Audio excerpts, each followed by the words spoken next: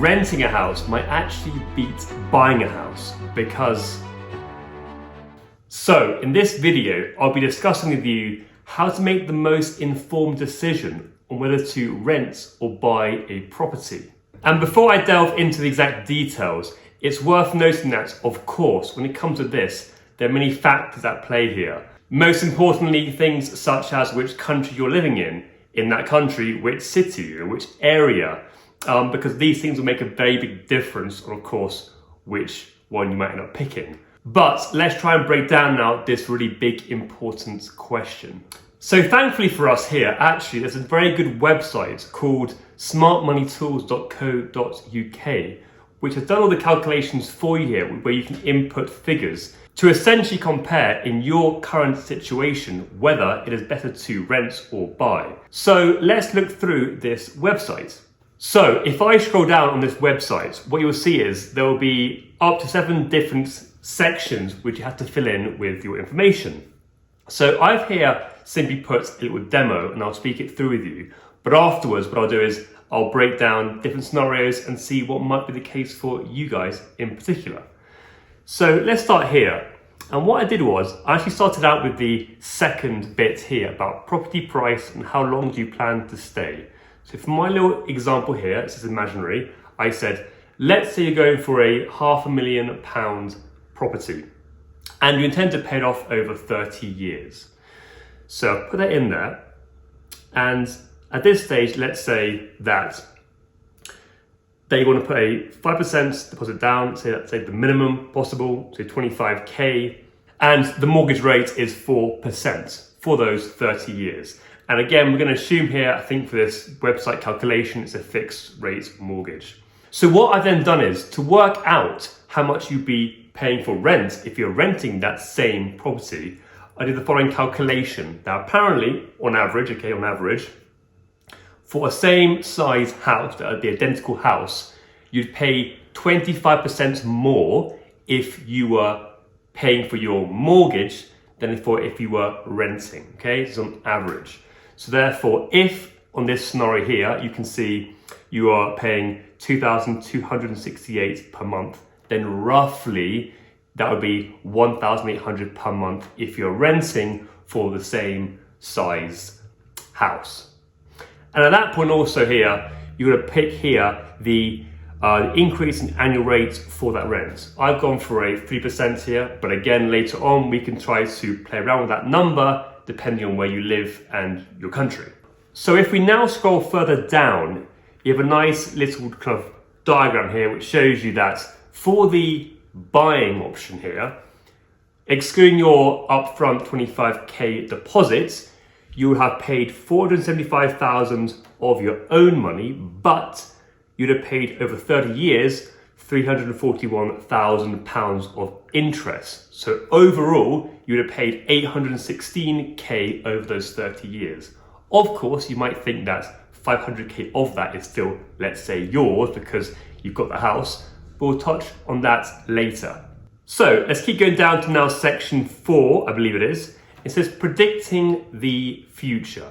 This is quite a key bit when it comes down to essentially whether buying or renting will be better for you. So on the left-hand side here, it says, what do you think will be the average annual growth rate for your property? And I've gone here for a roughly 3%. This, of course, you need to compare with, in your particular area and country, what it is. I'm going for 3% here. If that was the case, as you can see, the house which you bought for £500,000 would then be worth roughly 1.2 million after 30 years. So essentially, from that investment, all that money that you essentially were spending on your house, at the end of it, you've now got 1.2 million.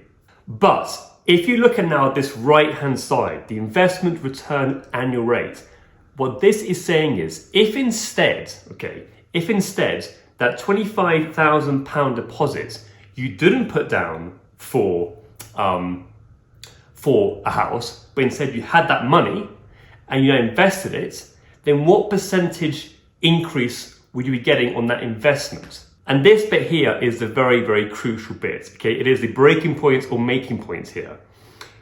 Because if you are someone who has no idea about investments and finds that tricky and doesn't want to invest in anything and just wants to pay your mortgage and that's it, because it might stress you out. If that is you and you won't invest it, if I put down here 0%, no investments, well suddenly at top right, which I'll again mention later, buying is a lot better, almost £1 million better in these current scenarios with my numbers. If I instead say I'm making 8% per year, then buying is still better in the scenario, but a lot less better, okay? So again, this comes down to how savvy you are with investments. Because it might be that, if you've watched a previous video of mine, my first one ever actually on funds, or say retirement funds, on those ones there actually, you can get in kind of close to 8% if you locked it in, say until you're retiring. So at that point, 8% can be achievable. It could be that you have different investments. It could be other property. It could be in the stock market or whatever. So if you think you can confidently get a good return rate on investments, then put down in that box the percentage you think you can make. And at that point, then scrolling down to monthly investments, what I'm doing here is, let's assume that just to compare like for like, that you're only going to be investing the difference, okay? So remember, you are spending currently more money, 25% more, on your mortgage than on your rent. So what we're going to say here is, if you're buying, you're not investing anything, zero. But let's assume that everything which you saved from renting, you are investing, okay? So in this scenario here, you saved £468 by not having the mortgage. So I'm going to invest that per month at currently this 8% increase, okay? So at that point, we're almost done here. If we keep going down, there's now a few small bits and bobs. So for example, there are some hidden costs here. So when you first say buy a house or even buy a second home, there will be stamp duty, at least in the UK. So that's an extra cost there for buying. If we keep going down, here are some important points. So there will be some potential buying costs up front, okay, a bit like stamp duty. But on top of that, then for selling, doing the research, it appears that on average, actually 7% is the amount which you basically will have to lose when selling your property. Because you have about 5% for just the estate agents, then about 1% for, say, legal fees, and 1% for other bits and bobs, perhaps repairs, last minute stuff. So about 7%. And I'm pretty certain that that 7% is off that final 1.2 mil, the final value. Whereas here currently on this website, it appears that it's taken 7% from your initial £500,000 house. So I think that's kind of wrong actually, but let's stick with it for now. And then as a final cost here, there's the maintenance and service charge. So again, the statistics show here that on average, you will spend 1.5% of your home's value on maintenance and repairs. Now, you might be thinking, well, that's crazy. 7.5k per year on a £500,000 house is very, very high, you might think. But of course, we're not looking at every single year. That's an average. You might find that for 4 or 5 years, you spend very little, but suddenly, bam, you need a new kitchen, a new refurbishment, and that might cost you £20,000, £30,000. And suddenly right there, it might average out to the £7,500. So that, let's stick by because the statistics show that. And okay, so if we now scroll down, we can see there's one very last bit for initial renting costs. That's very little, so just go past that. It will now have summarized it all for you. So with this scenario that I've made up here, it will say that after 30 years, the net gain or loss from buying and selling a property will be 103,000. Okay, whereas if instead you are renting and investing your 25k deposit, the net gain will actually be minus 80k. Okay, so therefore difference, you are better off by buying by 180,000. So if you've done your research for your particular circumstances and where you live, and those are your numbers, well, clearly right there, buying was the better solution. And in case you're wondering why in this scenario for the renting, you had a negative 80,000, it's because given we put it at a 3% up top, a 3% increase in annual rate of the rent, that is getting bigger and bigger and bigger. okay? And even though you had that 8% increase for your initial investment, it was just simply a much smaller investment. So that's why essentially that one there ended up not being ideal. And if you go down to the bottom, there will be more breakdowns exactly of how it's done. So here was the buying breakdown of what you've made, what you've lost in red, a lot of nice information here. And in the renting, again, it has the same thing. And as you can see here, what really got you was the rent paid, because we were assuming that there was a lot of inflation and the price for the rent kept going up. Whereas you had made some good money, but it wasn't enough. But look, let's now do it again, but with some different scenarios and see what might happen. So let's go back to the top. Let's assume that just for now, we're going to stick with this £500,000 house, the same rent, the same everything, okay? And let's say it's still 3% annual rates per year for increase in rent. Let's assume that. But let's instead say that we might have more money up front. It might be that there's two of you and you can put down more than 25k. So let's say that in this scenario, actually you and perhaps someone else, partner, have managed to accumulate £100,000 already for your deposit. So that's 20%.